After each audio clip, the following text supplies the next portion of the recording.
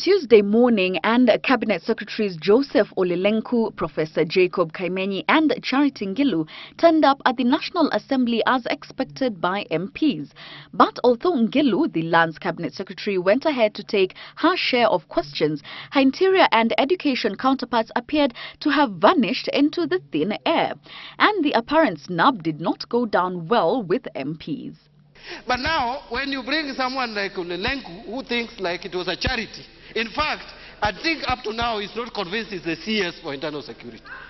Such a person, if he receives a call from anybody, even purporting to have called from State House, even without knowing the voice, he would run away. In what capacity did Kenya maybe write that letter? We know the Cabinet Secretary is none other than Mr. Kimemia. So is it true he wrote the letter to advise the CSs not to appear here?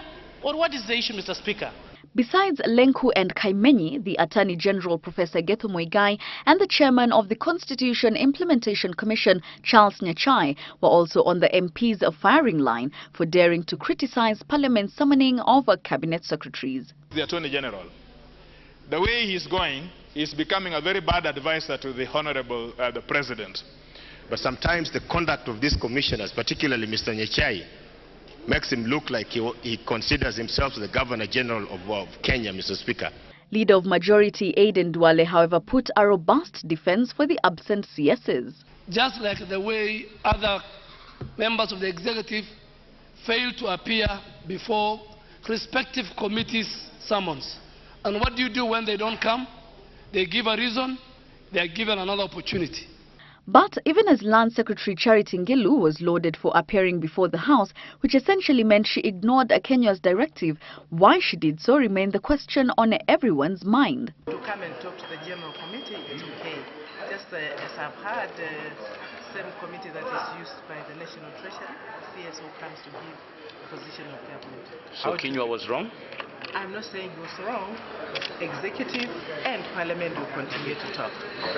Although Duale insisted that the absent CSs will turn up next week, many MPs are keen to have Lenku and Kaimenyi taught an unspecified punishment. The committee and the House are at liberty to use any of the mechanisms provided for to deal with any person who is required to appear before the committee and does not appear. Yet, while MPs flex their muscles to compel Cabinet Secretaries to appear before them, the neutrals are likely to wonder whether the caliber of scheduled questions genuinely merit the minister's personal attention or whether they can be handled by junior officers.